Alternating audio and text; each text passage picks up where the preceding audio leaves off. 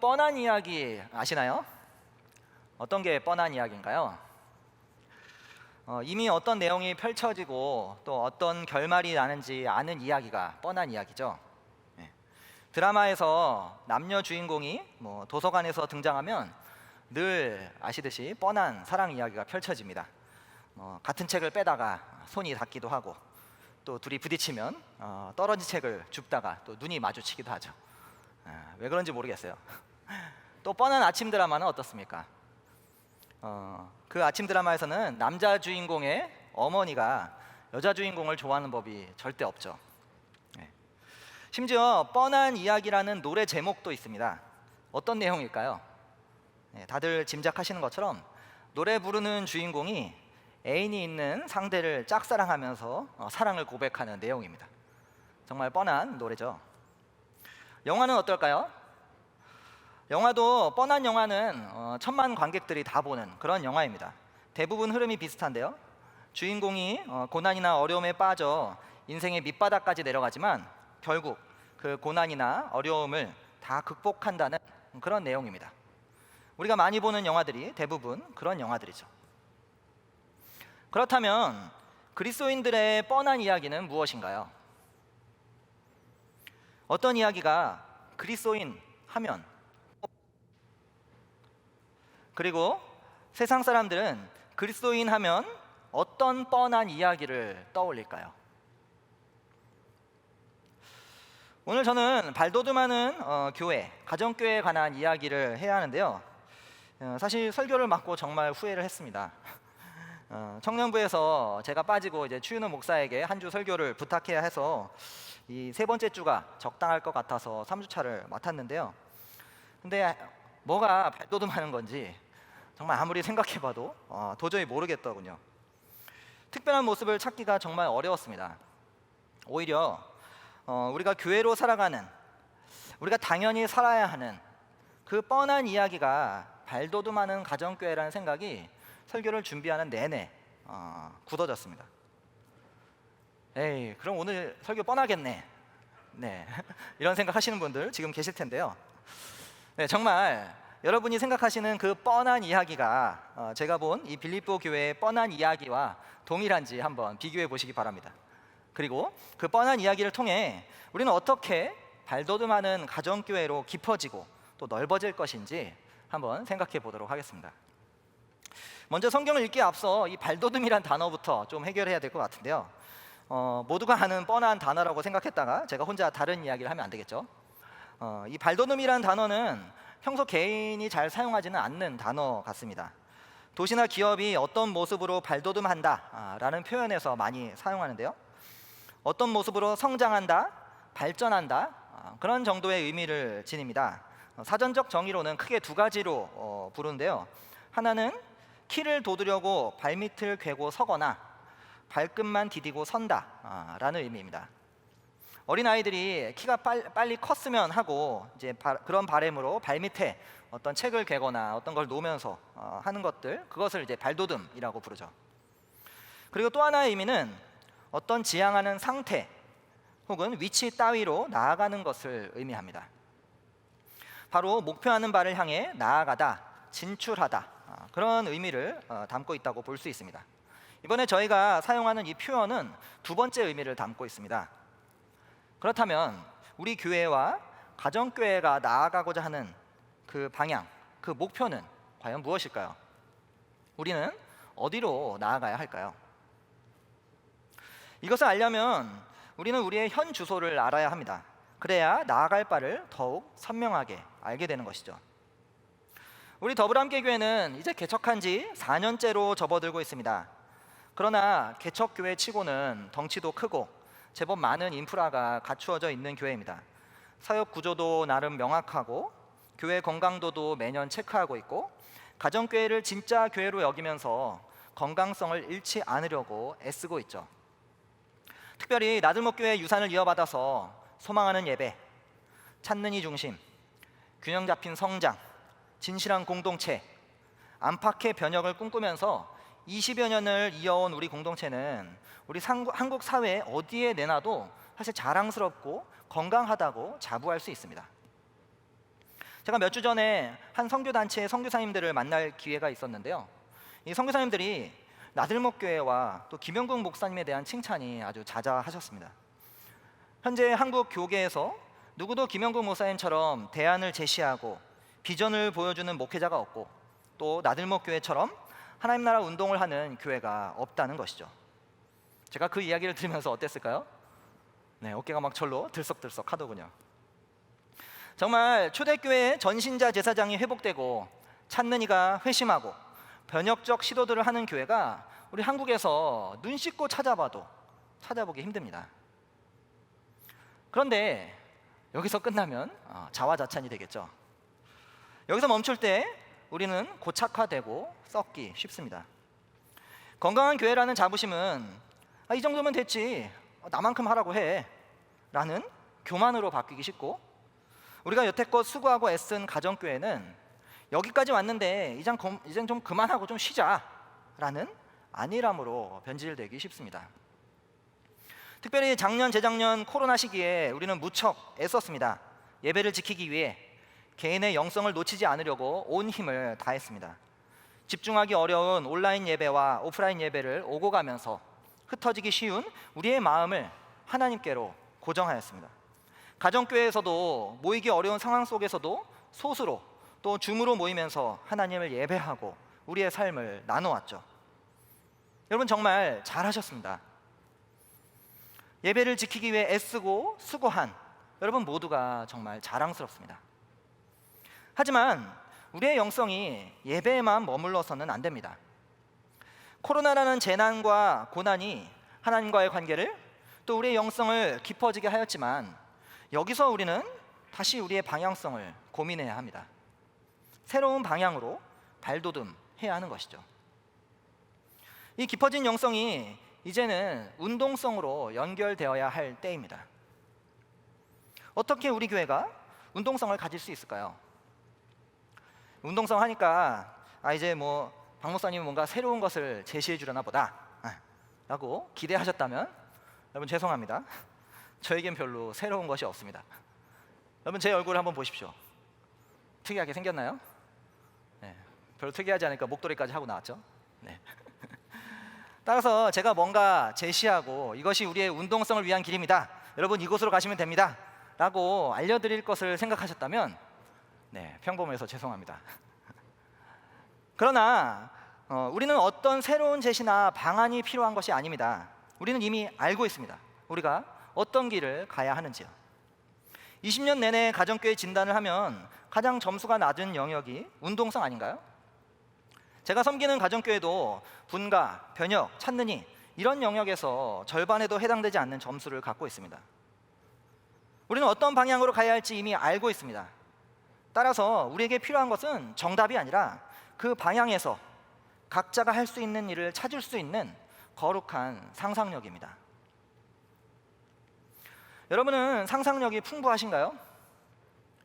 언제 우리가 상상력이 풍부해질까요? 보통 상상력은 기존에 해오던 익숙한 방법과 시각을 바꾸어서 새로운 시도나 새로운 시각으로 볼 때 발휘됩니다. 늘 보던 것을 거꾸로 본다든지 새로운 관점으로 본다든지 하는 것들이죠. 그래서 상상력은 이런저런 시도들을 해볼 수 있는 자유가 있을 때 더 가능해집니다. 억압과 규제가 강한 곳에서는 상상력이 잘 발휘되기 힘들죠. 여러분 아이들이 노는 모습을 한번 생각해 보십시오. 블럭이나 장난감을 가지고 노는 아이들은 한 번도 동일하게 놀지 않습니다. 어제와 동일한 장난감을 가지고 놀아도 그들 나름대로 새로운 이야기를 펼치며 또 새로운 인물들을 만들어내죠. 정말 상상력이 풍부한 모습들을 볼 수가 있습니다. 그런데 왜 아이들이 그렇게 상상력이 풍부해질 수 있을까요? 바로 자유롭기 때문입니다.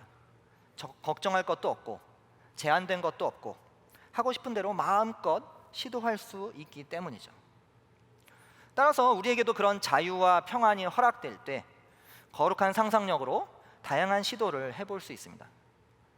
그런 의미에서 우리에게 그런 자유와 평안을 허락하시는 성령님을 의지하고 성령님을 따라가는 것은 필수적입니다. 하지만 초대교회에 성령님을 의지하지 않고 전통과 신분과 자기 의를 의지하던 자들이 있었습니다. 바로 바울 서신에서 자주 등장하는 율법주의자들입니다. 그래서 바울은 그런 율법주의자들을 배격하면서 빌립보 교인들이 더욱 교회로서 살아가기를 촉구했습니다.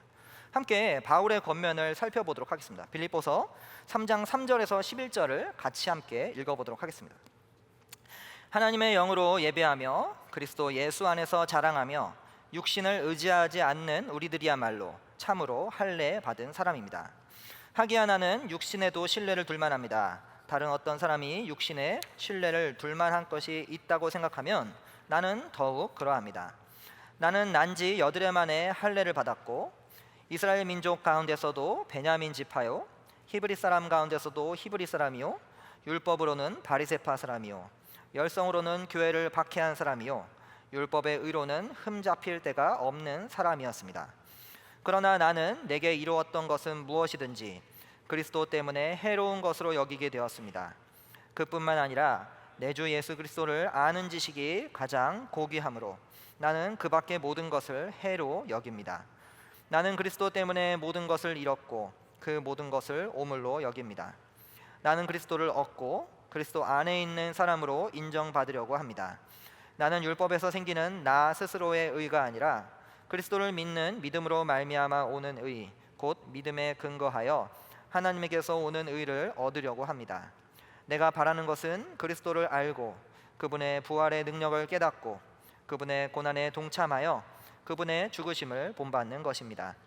그리하여 나는 어떻게 해서든지 죽은 사람들 가운데서 살아나는 부활에 이르고 싶습니다. 방금 읽은 본문이 포함되는 이 빌립보서 3장 2절에서 21절까지는 빌립보서 전체에서 마치 삽입된 것 같은 바로 2장과 4장과는 좀 연결되기 어색한 그런 내용으로 들어 있습니다. 그러나 이 본문은 감옥에 갇혀 있던 바울이 아마도 편지를 쓰다가 빌립보의 새로운 상황, 즉 하나님 나라 백성이 되기 위해서 율법을 지키고 할례를 받아야 한다는 주장이 퍼지고 있다는 소식을 듣고 그것에 대해서 답변하는 내용으로 보입니다. 그래서 바울은 오늘 저희가 같이 읽진 않았지만 바로 앞절 2절에 율법주의자들을 맹 비난하고 3절에 빌립보 교인들이 어떤 모습인지를 설명하고 있죠. 3절에 참 할례 받은 자들, 즉 하나님 나라 백성의 모습을 먼저 말하고 있는데요. 첫 번째는 하나님의 영으로 예배하는 자들입니다. 성령으로 예배하는 자들을 말하는 것이죠. 우리는 요한복음 4장 24절에 하나님은 영이시니 예배하는 자가 영과 진리로 예배해야 한다라는 말씀에 의해서 성령으로 예배하는 것이 당연함을 알고 있습니다. 물론 이 요한복음 4장 24절이 개인의 영을 지칭할 수도 있지만 우리는 예배 가운데 하나님을 경험하는 것이 성령님에 의한 것임을 알고 있습니다. 일단 우리는 가정교회의 발돋움이 깊은 예배가 전제될 때 가능하다는 것을 잊지 말아야 합니다. 깊은 예배 없이 운동성 있는 가정교회로 나아가는 것은 어렵습니다. 예배가 우리의 동력으로 자리 잡을 때 외부로 뻗어나갈 수 있는 것이죠. 그러나 우리가 예배에만 머물러서는 안 됩니다. 이 3절에서 예배하며에 해당하는 헬라어는 봉사하다, 섬기다라는 의미도 지니고 있습니다. 그래서 개역개정은 하나님의 성령으로 봉사하며라고 번역하고 있습니다. 이게 무슨 말인가요? 하나님 나라 백성은 성령으로 예배하듯이 또한 성령으로 섬기는 자들이란 말이죠. 우리가 모여서 이곳 대강당에 모여서 예배만 하는 것은 반쪽 예배입니다. 진짜 예배는 섬기는 삶으로 완성되는 것입니다. 그런데 여기서 더 중요한 것은 하나님의 영으로, 즉 성령으로입니다. 성령은 오랫동안 교회에서 무시되어 왔습니다. 눈으로 보이지도 않고 성경에서도 잘 발견되지 않으니 하나님과 동등하신 성령님은 잘 인식되지 않았습니다. 오히려 성령님은 교회사에서도 주로 어떤 힘이나 능력, 도움 정도로만 취급받았지 하나님과 동일한 분으로는 잘 인식되지 않았습니다. 우리가 성령님을 대할 때도 내게 능력을 채워달라고, 내게 지혜를 달라고, 내게 오셔서 힘을 달라고 나의 목적을 위한 수단이나 도움 정도로만 보는 경향이 있습니다. 그러나 성령님은 복음서를 보면 알 수 있듯이 늘 예수님의 몸 위에 머무셨습니다. 그리고 이제 그 성령님은 그분의 몸된 교회 위에 머무셔서 교회를 이끄십니다. 그래서 성령님의 지시에 따라 교회는 예수님을 증언하는 일을 사명으로 갖게 되는 것이죠. 따라서 성령이 아니고서는 우리는 발돋움하기 어렵습니다. 성령님이 발돋움의 주체이십니다. 이것을 우리는 명확하게 해야 합니다. 우리가 주체가 아닙니다. 성령님께서 이끄시는 대로 따라가는 자들입니다. 성령께서 우리로 하여금 자기만 생각하는 것에서 벗어나 외부로 눈을 돌리게 하십니다. 찾는 일을 보게 하시고 하나님의 사랑이 필요한 사람들을 보게 하십니다. 성령께서 깨진 세상 가운데 아파하고 소외된 이웃들의 고통을 보게 하십니다. 교회가 없는 곳에 교회가 필요함을 보게 하시는 것이죠. 따라서 우리가 성령께 붙들릴 때에 발돋움할 수 있습니다. 하나님 나라 백성은 외적인 힘과 규율에 따라 움직이는 자들이 아니라 성령님에 의해서 움직이는 자들입니다. 성령께서 모든 행동의 주체가 되셔야 합니다. 성령님을 따라 예배하고 성령님을 따라 세상을 섬기는 것이죠. 바울은 두 번째로 하나님 나라 백성들이 예수 안에서 자랑하는 자들이라고 3절에 말하고 있습니다. 율법주의자들은 자신의 육체를 자랑하는 자들이었습니다. 그들이 자랑할 것이 아주 많았죠. 그래서 바울은 그런 율법주의자들의 자랑하는 것으로 말하면 자신이 더욱 자랑할 것이 많다는 것을 보여주기 위해서 4절에서 7절까지 그런 요소들을 쭉 나열하고 있습니다. 빌립보에 거주하던 유대인들은 할례를 통해 하나님의 언약에 연결된 자들이었고 유대인이라는 선민의식이 있었습니다. 거기에 그들은 철저하게 율법을 지키던 사람들이었죠. 그러나 율법주의자들보다 육신으로 더 나았던 바울은 그리스도를 만나고 7절 8절에 그 모든 것을 해로운 것으로 여기게 되었다고 말합니다. 그 모든 것이란 바로 앞절 5절에서 6절에서 언급했던 모든 것들을 말하는 것이죠. 자기 의의 근거로 쓰일 수 있는 모든 재료들입니다. 종교적 열심, 육체적 노력, 민족적 특권의식, 그런 것들이죠. 바울의 율법주의자들에 대한 경고는 우리로 하여금 경각심을 불러일으킵니다. 앞서도 말씀드렸지만 우리는 건강한 교회에 출석한다는 자부심이 우리를 안주하게 할 수 있습니다. 율법주의자들의 자랑처럼 과거 나들목 시절의 성취와 우리의 열심과 노력이 현재의 상태에 머물게 할 수 있습니다. 각종 디딤돌을 놓으면서 내가 성장했다고 자랐다고 자부심을 갖고 더 이상 성장을 놓치기 쉽습니다. 목자 정도 되면 이젠 할 만큼 했다는 생각에 나아갈 방향을 잃어버리기 쉽죠. 분교라는 어렵고 힘든 길을 걸었던 우리의 수고와 애씀에 도취되기 쉽습니다. 이 시즌을 비롯한 여러 가지 변혁 사역에 참여했던 노력과 또 선교지를 지원한다는 사실이 우리로 하여금 변혁에 대해서 더 이상 새로운 꿈과 갈망으로 나아가지 못하게 하기 쉽죠. 그러나 우리가 나아갈 바는 내 노력과 열심으로 인한 무언가가 아닙니다. 우리의 자랑은 육신의 노력과 영광이 아닙니다. 이어서 8절 9절에서 보듯이 하나님 나라 백성의 자랑은 육신에 속한 것이 아닙니다. 바울은 이전에 가치롭게 여기던 그 모든 것들을 자랑하지 않았습니다. 왜 그랬을까요? 율법에서 생기는 스스로의 의보다 더 중요한 하나님의 의가 그리스도 안에 있었기 때문이죠. 9절에 바울은 그것을 자랑하고 있습니다. 9절 중반에 그리스도를 믿는 믿음으로 라는 표현이 있는데요, 이것은 원문에 따라 그리스도의 믿음으로 라고 번역할 수 있습니다. 그래서 그리스도의 신실하심 혹은 성실하심, 그런 의미로 볼 수가 있는 것이죠. 따라서 바울은 그리스도를 믿는 자신의 믿음을 강조하기보다는 그리스도의 신실하심을 믿는 것을 말하고 있다고 볼 수 있습니다. 즉 인간의 믿음이 아니라 그리스도의 신실하심을 더 부각하는 것이죠. 구원을 얻는 데 인간의 믿음이 아니라 그리스도의 신실하심이 더 중요하다는 말입니다. 우리 육체의 노력과 열심보다 그리스도의 신실하심이 하나님의 의를 허락하시는 것입니다. 그래서 아무도 자신의 노력과 육체의 것을 자랑할 수 없습니다. 오직 그리스도의 공로만을 자랑할 수 있는 것입니다. 이것이 우리 발돋움의 목표입니다. 우리의 자랑은 성취한 업적이나 가진 능력과 힘과 자원이 아닙니다. 운동성 있는 가정교회로 발돋움하는 것은 여러 가지 사역을 하고 있다는 것을 자랑하기 위함도 아닙니다. 우리의 의를 세우려는 것이 아닙니다.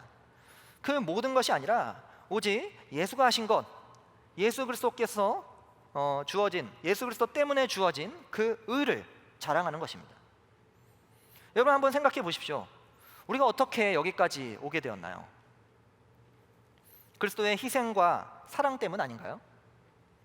내가 하나님 나라에 들어가게 되고 변화되고 여기까지 성숙해진 것, 물론 아직도 부족하지만 이만큼이나마 잘하게 된 것, 미약하지만 그리스도를 일부 닮게 된 것, 나의 노력 때문이었나요? 나의 애씀 때문이었나요?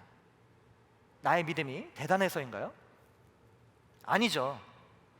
그리스도의 신실하심, 그분의 희생과 사랑 때문입니다. 그리스도의 십자가 공로가 나로 하여금 여기까지 오게 하신 것입니다. 우리가 어떤 운동성을 갖추던 어떤 사역을 하게 되던 마찬가지입니다. 우리의 목표는 그리스도를 자랑하는 것입니다. 많은 사람에게 인정과 칭찬을 받고 대단한 영향력을 미치고 사람들을 변화시키려고 여러 시도들을 하는 것이 아닙니다. 오직 하나님의 영광을 위하여 그리스도의 위대하심을 드러내려는 것입니다. 그가 높임을 받으시고 인정받으시게 하려는 것이죠.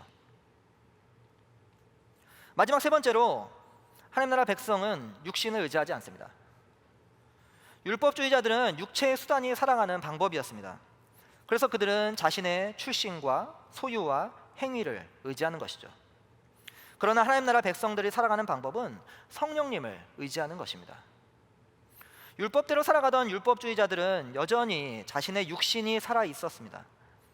행위가 중요하고 자신의 노력이 중요했죠. 더 많은 열심과 치열한 노력이 중요합니다. 그러나 그리스도와 함께 죽었던 빌립보 교인들에게는 육신의 행위가 중요하지 않습니다. 물론 열심과 노력이 중요하지 않은 것은 아닙니다.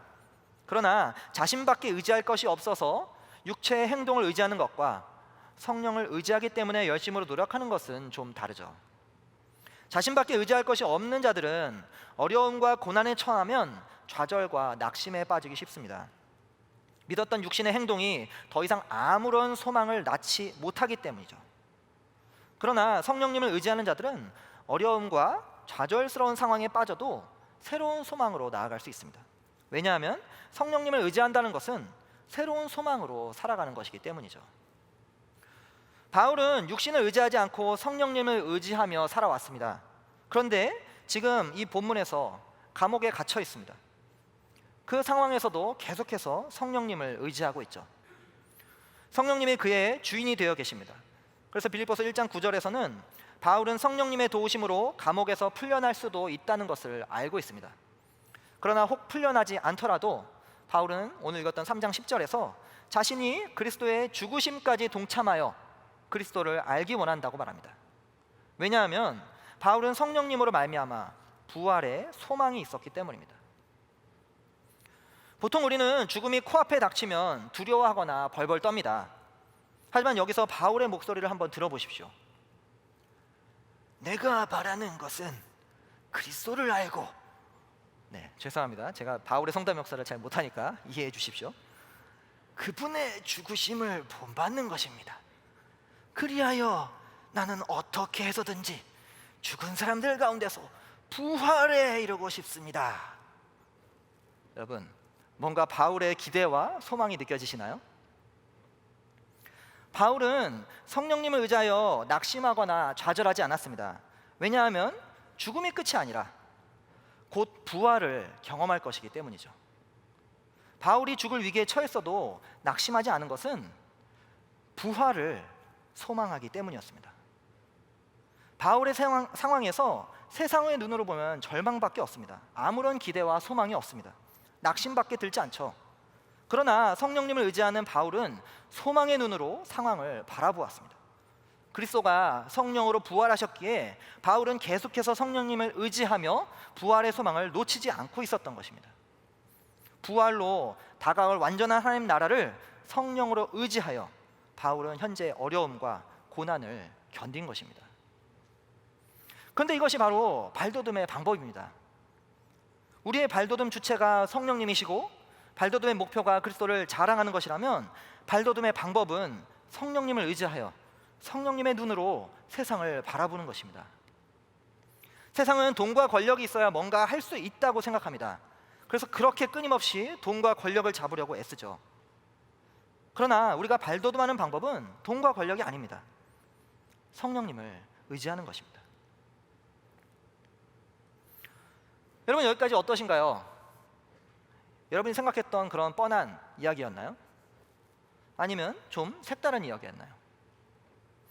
교회로서 살아가는 빌립보 성도들의 모습이 여러분에게는 어색하게 느껴지시나요? 그러나 그래, 이 이야기가 맞지, 그렇게 살아야지, 저게 원래 교회 모습이지, 그런 생각이 드셨다면 이제 우리의 발돋움에 대해서 한번 생각해 보시죠. 우리는 어떻게 살아가야 할까요? 먼저 성령님을 따라가는 것입니다. 발돋움의 주체는 성령님이십니다. 우리는 성령님을 따라서 예배해야 합니다. 더욱 깊어지는 영성을 추구해야 합니다. 예배는 우리가 관람하는 것이 아니라 하나님께 드리는 것입니다. 우리는 가정교회에서 예배할 때, 함께 예배할 때 하나님의 임재를 더 깊이 의식하면서 예배해야 합니다. 기도할 때도 내가 원하는 것을 하나님께 설득하는 기도를 할 것이 아니라 하나님의 음성을 듣고 분별하는 기도를 해야 합니다. 발돋움하는 교회가 되기 위해서 먼저 우리 목자님들과 언약 가족들이 더 깊은 영성을 추구하십시오. 마침 3월에서 8월까지 우리 지원센터에서 영성 수련을 진행합니다. 이 기회를 통해서 우리 리더들이 먼저 성령님을 따라 사는 것을 더 깊이 배우시고 누리시면 좋겠습니다. 우리 하늘 가족들도 가정교회 리더들을 통해서 깊어지는 영성을 배우고 닮아가면 좋겠습니다. 하나님께 내 것을 주장하는 것이 아니라 하나님의 음성을 듣고 하나님의 뜻을 분별하는 기도로 나아가면 좋겠습니다.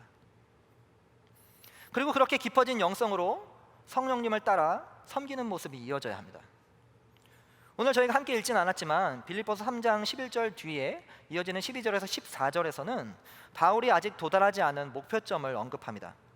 여기서 바울은 그리스도를 닮아가는 성장을 주안점에 두지만 섬기는 모습에서도 우리는 새로운 목표점을 세울 수 있습니다. 율법주의자들은 더 이상 도달할 목표가 없습니다. 그들에겐 반복되는 율법을 지킬 뿐입니다. 더 이상 창조적인 행동이 있을 수 없죠. 그러나 하나님 나라 백성인 우리는 다릅니다. 성령을 따라 예배하는 우리들은 성령님을 따라 섬기는 모습에서도 새로운 꿈을 꿀 수 있습니다.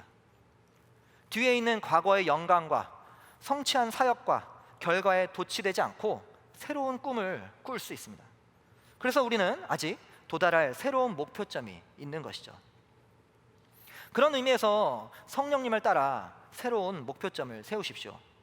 교회로서 내가 어떻게 이웃을 섬기고 가족을 섬기고 또 세상을 섬겨야 할지 성령님께 물어보십시오. 그러다 보면 전혀 예상하지 못한 것을 하나님께서 알려주실지도 모릅니다. 예를 들면 분가와 개척 같은 것들이죠. 더불어함께교회는 올해부터 교회가 교회를 세우는 원년으로 삼아서 개척 기금을 마련하고 있습니다. 다들 아시다시피 우리 이찬열 목사님께서 처음으로 준비하고 기도하고 계십니다. 정말 떨릴 것 같은데요. 여러분 많이 격려해 주시고 응원해 주시면 좋을 것 같습니다. 새로운 교회를 꿈꾸며 이 시대에 하나님 나라 복음을 나누고 전하는 교회로 세워지려고 준비하고 있습니다. 하나님께 기도하실 때 성령님이 주시는 마음이 있는 분들은 목자님들과 먼저 상의해 보시고 또 이찬원 목사님을 찾아가시거나 또 분립 비전 세미나를 할 때 방문해 보시면 좋을 것 같습니다. 개척이라는 거창하고 막연한 용어에 두려워하지 마시고 성령님이 주시는 마음과 꿈을 품어보시기 바랍니다. 두 번째로 그리스도를 드러내는 것, 그리스도를 자랑하는 것입니다. 발돋움의 목표였죠. 우리는 어떻게 그리스도를 자랑하고 그리스도를 드러낼 수 있을까요? 다른 게 없습니다. 복음을 전수하는 것입니다. 요즘 코로나로 찾는 이들을 교회에 데려오기가 아주 어렵습니다. 그러나 찾는 이에게 그리스도를 소개하고 자랑하는 것은 우리가 나아가야 할 방향입니다. 그렇다면 먼저 찾는 이들을 찾아야겠죠. 나의 찾는 이는 누구인가요? 내 주변에 하나님을 알고자 하는 사람이 있나요? 그런 사람들이 없다면 혹 신에 대해서 불평하거나 불만을 가진 사람들이 있나요? 주변 사람들을 떠올려 보시면서 성령님께 물어보십시오. 내가 어떻게 환대하고 사람들에게 그리스도를 알릴 수 있을지 물어보십시오. 그리고 그분들의 친구가 되어서 대화를 해보십시오. 가정교회에서는 나의 찾는 일을 주기적으로 나눠보십시오. 때론 나의 이야기보다 찾는 이들의 이야기가 더 많게 해보십시오. 그러다 보면 나보다 나의 가정교회 식구들이 나의 찾는 이에게 더 관심을 갖고 궁금증을 갖기도 할 것입니다. 그렇게 해서 나의 찾는 이가 우리의 찾는 이가 되도록 그렇게 해보십시오. 그렇게 찾는 이분들과 관계를 맺다가 기회가 되면 가정교회로 초청하는 것도 좋은 방법입니다. 물론 가정교회 초대하기 어려운 그런 경우도 있을 것입니다. 예를 들면 회사 상사나 시누이나 장인어른, 장모님 같은 분들을 내가 속해 있는 가정교회 데려오기는 어렵겠죠. 그런 경우 우리 더불어함께 교회 사역자 중에서 가장 미남 사역자를 찾아주십시오. 네, 자칭 아닙니다. 공식적으로 다 같이 인정하는 부분이죠. 누군지 다 아시죠? 우리 서영석 목사님께서 잘 환대해 주시고 또 복음을 전해 주실 것입니다. 자랑하는 것은 소문을 내는 것입니다. 그런데 때론 말보다 행동이 더 강력한 소문의 도구가 되기도 합니다. 세상 사람들은 돈을 가장 최고로 치면서 돈이 많은 것이 자랑입니다. 돈이 있어야 결국 모든 것을 할 수 있다고 주장하죠. 이런 세상에서 그리스도를 소문내는 행동이란 무엇일까요? 세상의 가치에 거슬러 살아가는 것입니다. 그리스도 때문에 돈이란 나의 모든 것을 좌우하는 주인이 아니라 사람을 섬기는 데 활용하는 도구일 뿐이죠. 그래서 돈으로 이웃과 공동체를 섬기는 데 아낌없이 사용하며 또 일터와 삼터에서 내가 더 관용적으로 돈을 사용하면 사람들이 우리의 행동에 의아해하며 궁금해할 것입니다. 우리가 말로 전하지 않아도 그리스도를 드러내게 되는 것이죠.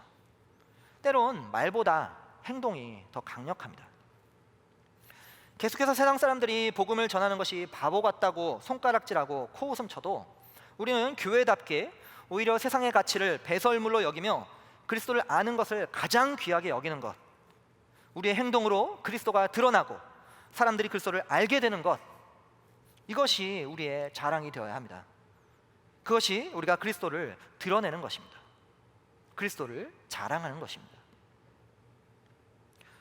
마지막으로 발돋움의 방법은 성령님을 의지하는 것이었죠.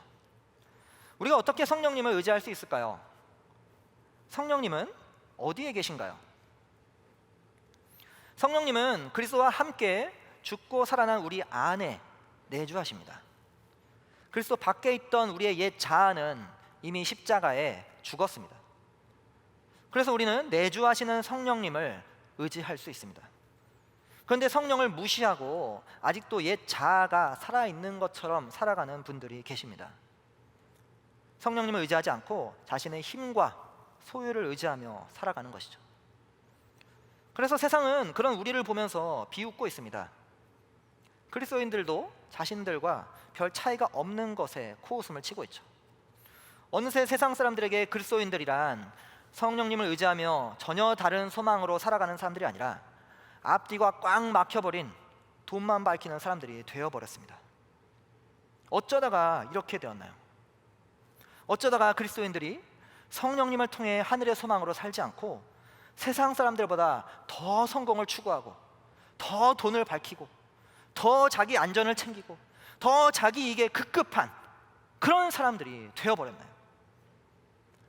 어쩌다 그리스도인들이 성령님을 의지하지 않고 자기 힘과 자기 노력과 자기의 지혜를 의지하는 그저 그런 사람들이 되어버렸습니까? 어쩌다 그런 모습이 뻔한 그리스도인들의 모습들이 되어버렸나요? 어쩌다가 점점 그리스도인들이 그리스도와 함께 죽고 부활하는 것에는 무관한 사람들로 여겨지고 있습니다. 심지어 그리스도인들조차도 그리스도와 함께 죽는다는 것의 의미를 저버리고 사는 경우가 많습니다. 내주하시는 성령님을 무시하고 살아가는 것이죠. 그러나 우리는 그리스도인입니다. 우리의 자기중심적인 정과 욕심을 십자가에 못 박았습니다.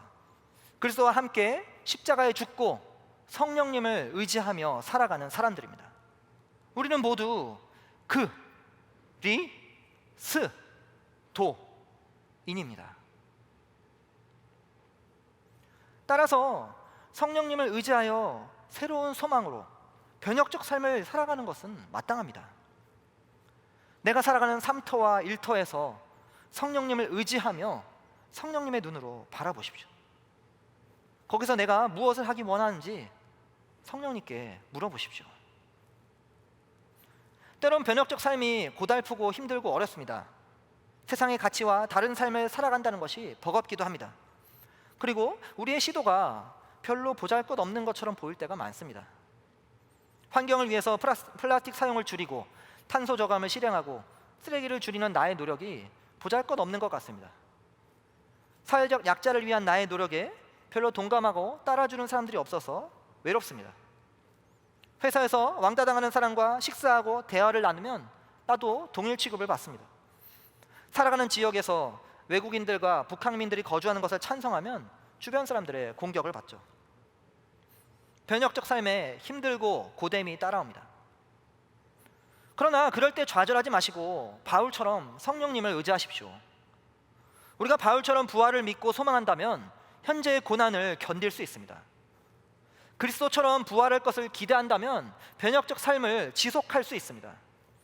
그러니 완벽하게 임할 하나님 나라를 상상하고 그 나라를 꿈꾸는 것이 당연합니다. 다가올 하나님 나라가 마치 지금 시작된 것처럼 성령님의 눈으로 바라보며 살아가는 것이 우리의 사명입니다. 그 나라를 소망하고 꿈꾸십시오. 성령님이 주시는 하나님 나라의 비전이 우리의 삶을 지속하게 하실 것입니다.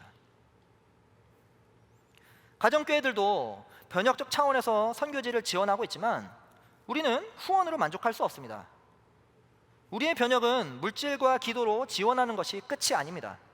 왜냐하면 변혁은 삶이기 때문이죠. 변혁은 특별한 가정교회나 소수 가정교회들만 하는 것이 아닙니다.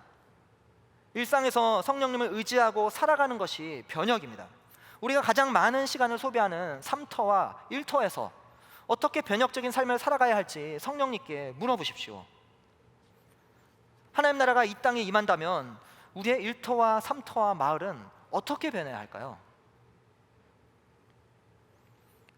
가정교회에서 함께 기도하며 하나님께 우리 공동체가 어떤 사람들을 품기 원하시는지, 어떤 변혁에 함께 동참하기 원하시는지 묻고 기도하는 시간을 가져보시면 좋을 것 같습니다. 우리의 거주지와 일터에서 만나는 사람들 가운데 성령님께서는 무슨 일을 하고 계시는지, 우리가 어떻게 살아가기 원하시는지 묻고 기도하는 시간이 우리에겐 필요합니다.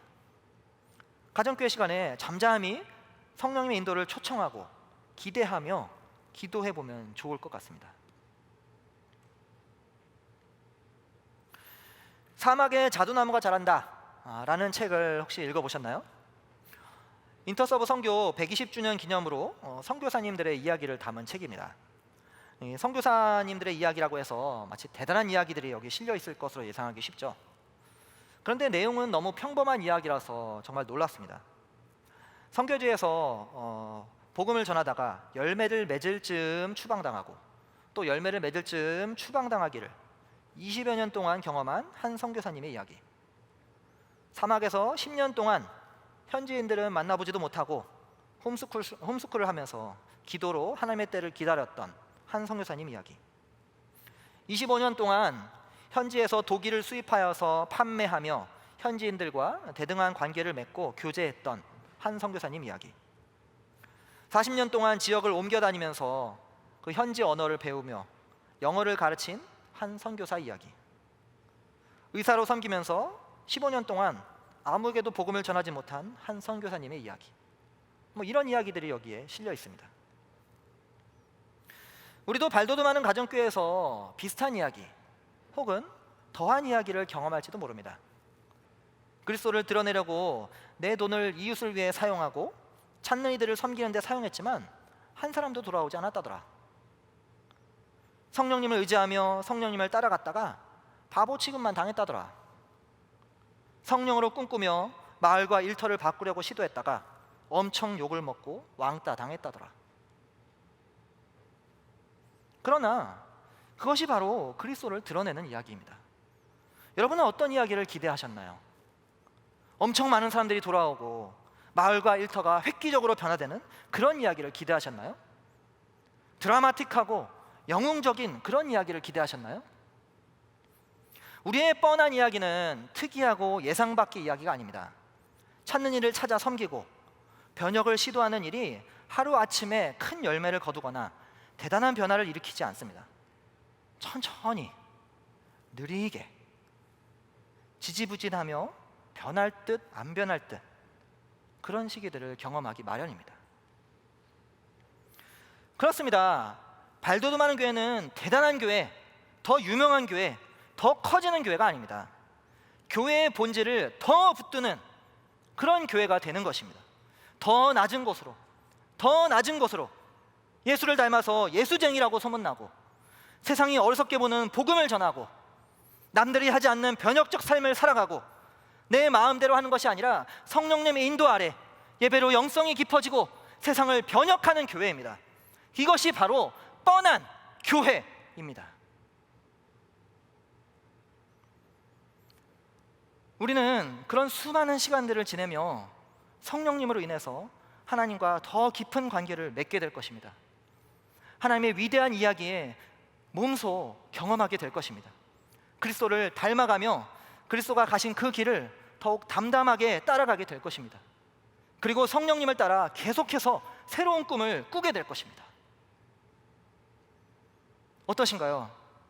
발돋움한 교회가 되고 싶으신가요? 우리 모두 이 뻔한 교회가 되기를 소망합니다. 우리 잠시 1분간 오늘 말씀 가운데 하나님께서 내게 하신 말씀 묵상하는 시간 갖도록 하겠습니다.